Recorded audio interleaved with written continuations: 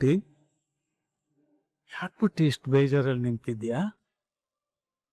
ನಾವ್ ಏನೇ ಮಾಡೋಕ್ ಹೋದ್ರು ಆ ಕಾಲದ ನಿರ್ಧಾರನ ನಮ್ ಕೈ ಮೇಲೆ ತಪ್ಪಿಸೋದಿಕ್ಕೆ ಸಾಧ್ಯ ಇಲ್ಲಮ್ಮ. ಅದೇನಾಗ್ಬೇಕು ಅಂತಿದ್ಯೋ ಅದೇ ಆಗತ್ತೆ.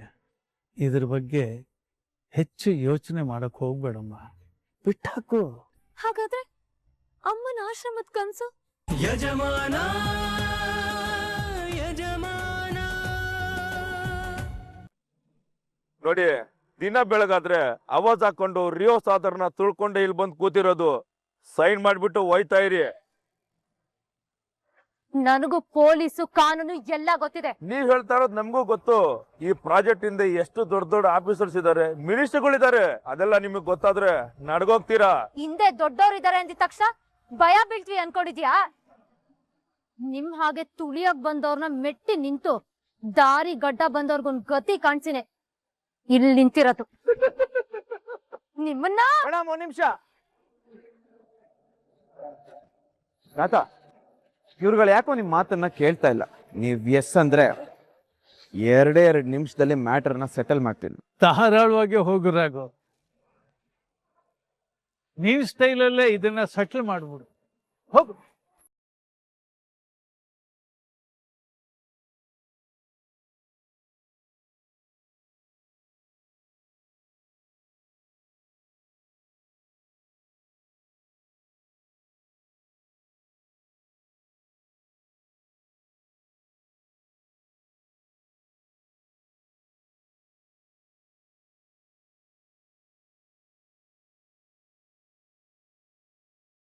ತಾತ, 5 ನಿಮಿಷ ನೀವು ಆರಾಮಾಗಿ ಕೂತ್ಕೊಳ್ಳಿ.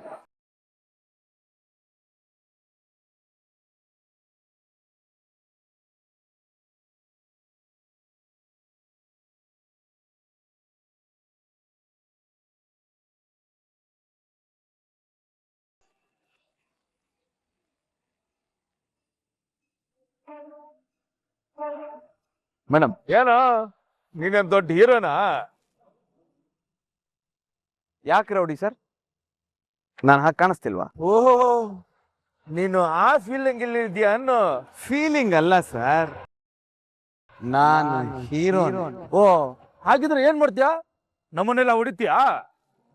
1 2 3 4 5 6 7 ಜನ ಇದ್ದೀರಾ. ಬಾರು, ಹೊಡಿ ಬಾ, ಹೊಡಿಯೋ. ದೇವ್ರು ಮಾತು ಕೊಟ್ಟಿದ್ದಾನೆ, ಸಮಾಧಾನವಾಗಿ ಮಾತಾಡೋಣ. ಹೇಳೋದಕ್ಕೆ ಕಿವಿ ಕೊಟ್ಟಿದ್ದಾನೆ, ಹೇಳೋದನ್ನ ನೀವು ನಿಧಾನ ಕೇಳಿಸ್ಕೊಳ್ಳಿ. ಅದನ್ನೆಲ್ಲ ಬಿಟ್ಟು ತಿನ್ನೋದಕ್ಕೆ ಕೊಟ್ಟಿರೋ ಕೈನ ಈ ಗಲಾಟೆಗೆಲ್ಲ ಯಾಕೆ ಬಳಸ್ಬೇಕು ಹೇಳಿ ಸರ್? ಅರೆ, ಏನೇ ಇದ್ರು ಮಾತಾಡೋಣ, ಬಗೆಹರಿಸ್ಕೊಳ್ಳೋಣ ಬಿಡಿ. ಅವರೊಂದು ಆಶ್ರಮ ಕಟ್ಟಿ 100 ಜನಕ್ಕೆ ಆಶ್ರಯ ಕೊಡ್ಬೇಕು ಅಂತಿದ್ದಾರೆ. ಅಂತ ಒಳ್ಳೆ ಕೆಲ್ಸಕ್ಕೆ ಕಲ್ಲು ಹಾಕಿದ್ರೆ ಆ ದೇವ್ರು ಒಳ್ಳೇದ್ ಮಾಡ್ತಾನೆ ಹೇಳಿ? ಅಣ್ಣ, ಬುದ್ಧಿ ಹೇಳಕ್ ಬಂದವನೇ.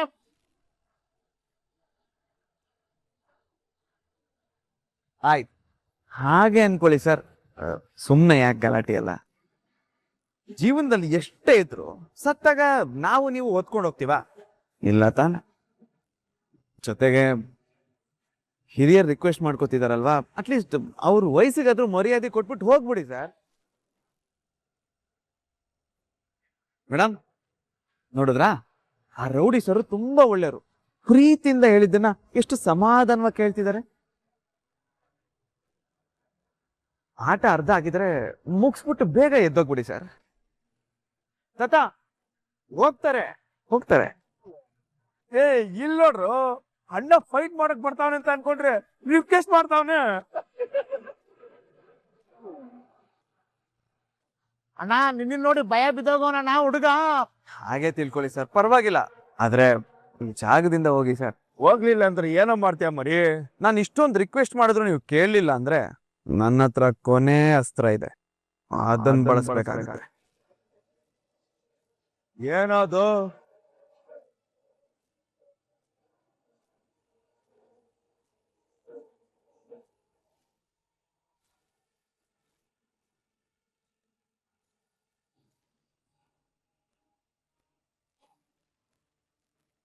ನೀವು ಕೈ ಮುಗಿದು ಕೇಳ್ಕೊತಿ. ಸುಮ್ಮನೆ ಜಗಳ ಎಲ್ಲ ಬೇಡ ಸರ್, ಹೊರಟು ಬಿಡಿ. ಏ ಯಾರೇನು ಒಳ್ಳೆ ಹೀರೋ ರೀತಿ ಬಂದ್ಬಿಟ್ಟು ಜೋಕರ್ ತರ ಆಡ್ತಾವನೆ. ದೊಡ್ಡ ಮನ್ಸು ಮಾಡಿ ಸರ್, ನಿಮಗ್ ಕೈ ಮುಗಿದು ಕೇಳ್ಕೊಂತಿದ್ದೀನಿ, ಸುಮ್ಮನೆ ಹೊರಟ್ಬಿಡಿ ಸರ್. ನಿನ್ ಕಾಲಿಟ್ಕೊಂಡ್ರು ಕೈ ಮುಗಿದ್ರು ಬಿಡೋ ಮಾತೇ ಇಲ್ಲ. ಸುಮ್ನೆ ಕಿರಿಕ್ ಮಾಡ್ಬಾರ್ದು ಅಂದ್ರೆ ಸೈ ಮಾಡ್ಬಿಟ್ಟು ಹೋಗ್ತಾರೆ ಕೇಳೋ. ಸೈನ್ ಮಾಡಿಲ್ಲ ಅಂದ್ರೆ ಏನೋ ಮಾಡ್ತೀರಾ? ನಾನೇನು ಮಾಡಲ್ಲ, ನಾನ್ ಬರೀ ಆರ್ಡರ್ ಮಾಡ್ತೀನಿ ಅಷ್ಟೇ. ಉಳ್ದಿದ್ನ ನಮ್ ಹುಡುಗರು ಮಾಡ್ತಾರೆ.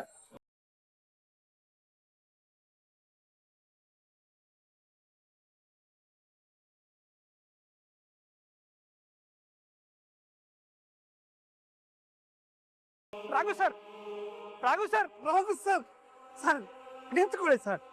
ನೀವು ಮಾಡ್ಕೊಂಡು ಬಂದಿರೋ ಕೆಲ್ಸಕ್ಕೆ ಅಳಬೇಕು ನಗಬೇಕು ಒಂದು ಗೊತ್ತಾಗ್ತಾ ಇಲ್ಲ ಸರ್. ಏನು ಮಾಡ್ಬೇಡ, ಸುಮ್ಮನೆ ಇದ್ಬಿಡು. ನೀವು ಝಾನ್ಸಿ ಮೇಡಮ್ ಮನ್ಸನ್ನ ಗೆಲ್ಬೇಕು ಅನ್ನೋ ಉದ್ದೇಶನ ಮರ್ತೋಗಿದ್ರೆ ಹೇಗೆ? ಯಾಕೆ ಈಗ ಏನೇನೋ ಮಾತಾಡ್ತಿದ್ಯಾರ? ನೀವು ಮಾಡಿರೋ ಎಡವಟ್ಟಿಗೆ ಸಿಕ್ಕಿರೋ ಅವಕಾಶನ ಬಿಟ್ಟು ಬಂದಿರೋದಕ್ಕೆ ಏನು ಹೇಳಬೇಕು ಸರ್? ಏನು ಅವಕಾಶ ರಾಯ್? ಮೇಡಮ್ ನ ಇಂಪ್ರೆಸ್ ಮಾಡೋ ಅವಕಾಶ. ಎಂತ ಚಾನ್ಸ್ ಅನ್ನ ಮಿಸ್ ಮಾಡ್ಕೊಂಡ್ಬಿಟ್ರಿ ಸರ್ ನೀವು. ಹೌದಲ್ವಾ, ನನ್ಗದ್ ಅವಕಾಶ ಅನ್ನೋದೇ ಅರ್ಥ ಆಗ್ಲಿಲ್ಲ ನೋಡು ರಾಯ್. ನೀವು ಅಂದ್ರೆ ಯಾರು? ಯಾರು ನೀವು?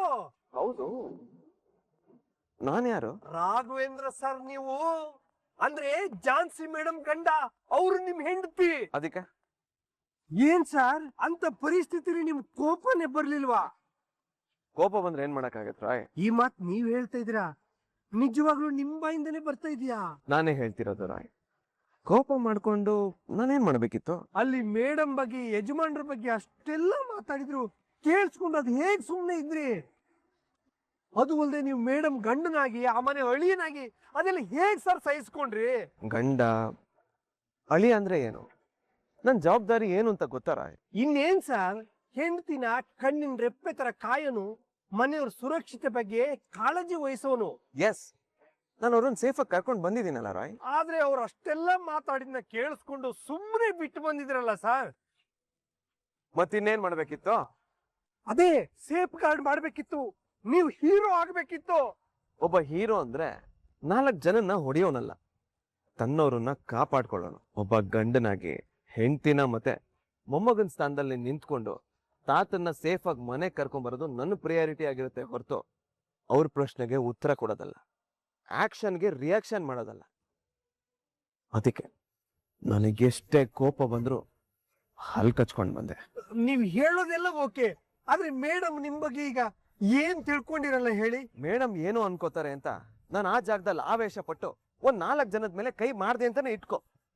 ಅದೇ ಗ್ಯಾಪಲ್ಲಿ ಅವರಲ್ಲಿ ಯಾರಾದ್ರೂ ಒಬ್ರು ಝಾನ್ಸಿ ಮೇಡಮ್ ಮೇಲೆ ಕೈ ಮಾಡಿದ್ರೆ ಅಷ್ಟೇ. ಯಾಕೆ ತಾತನ್ ತಲೆ ಗುರಿ ಇಟ್ಟವನು ಟ್ರಿಗರ್ನ ಪ್ರೆಸ್ ಮಾಡಿದ್ರೆ ಏನಾಗ್ತಿತ್ತು ಅಂತ ಯೋಚನೆ ಮಾಡಿದ್ಯಾ? ನಿಮ್ಮ ಎಲ್ಲ ಮಾತು ಒಪ್ಕೋತೀನಿ ಸರ್, ಆದ್ರೆ ಝಾನ್ಸಿ ಮೇಡಮ್ ಆ ಜಾಗದ ಮೇಲೆ ಎಷ್ಟು ಆಸೆ ಇಟ್ಕೊಂಡಿದ್ರಂತ ನಿಮಗ್ ಗೊತ್ತಾರಾಗೋ ಸರ್. ಹೇಗಾದ್ರೂ ಮಾಡಿ ಆ ಜಾಗನ ನೀವು ಉಳಿಸ್ಕೊಟ್ಟಿದ್ರೆ ಮೇಡಮ್ ಮನ್ಸಲ್ಲಿ ಬೇರೆನೇ ಒಪಿನಿಯನ್ ಕ್ರಿಯೇಟ್ ಆಗಿರೋದು ಸರ್. ಮನುಷ್ಯ ಆಸ್ತಿನ ಸಂಪಾದನೆ ಮಾಡ್ತಾನೆ ಹೊರತು ಆಸ್ತಿಯಿಂದ ಮನುಷ್ಯನ ಸಂಪಾದನೆ ಮಾಡಕ್ಕಾಗಲ್ಲ. ಮಣ್ಣಿನ ಮೇಲೆ ಆಸೆ ಇರಬೇಕು. ನಮ್ಮವ್ರ ಮಣ್ಣಾದ್ರೂ ಪರವಾಗಿಲ್ಲ, ಆ ಮಣ್ಣು ಸಿಗ್ಲೇಬೇಕು ಅಂತ ಯೋಚನೆ ಮಾಡಬಾರ್ದು ರಾಯ್. ಆ ಜಾಗ ಮೇಡಮ್ಗೆ ಸೇರ್ಲೇಬೇಕು ಅನ್ನೋದೇ ಇದ್ರೆ ಯಾವುದೋ ಒಂದು ರೂಪದಲ್ಲಿ ಮೇಡಮ್ಗೆ ಸೇರುತ್ತೆ. ತಲೆ ಕೆಡ್ಸ್ಕೋಬೇಡ.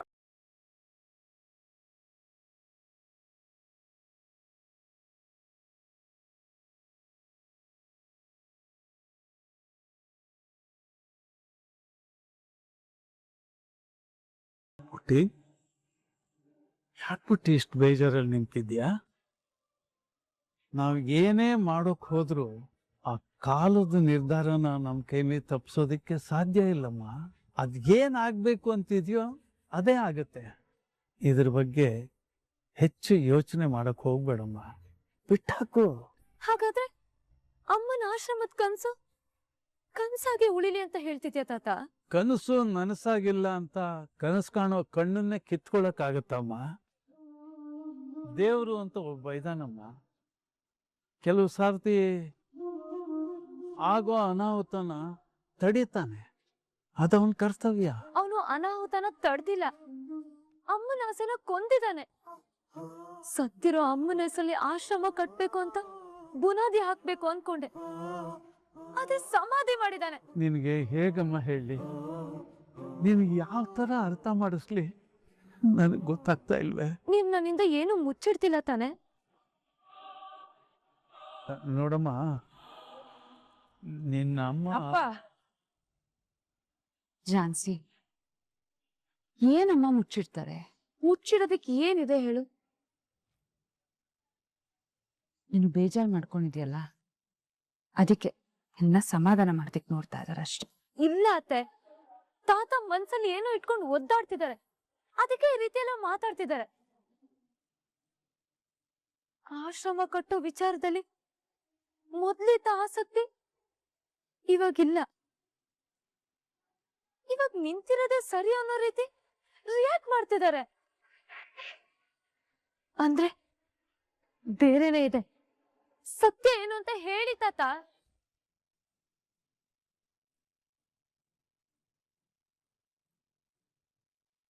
ಆಶ್ರಮ ಕಟ್ಟೋದ್ರ ಬಗ್ಗೆ ಆಸಕ್ತಿ ಇಲ್ಲಮ್ಮ. ಯಾಕೆ?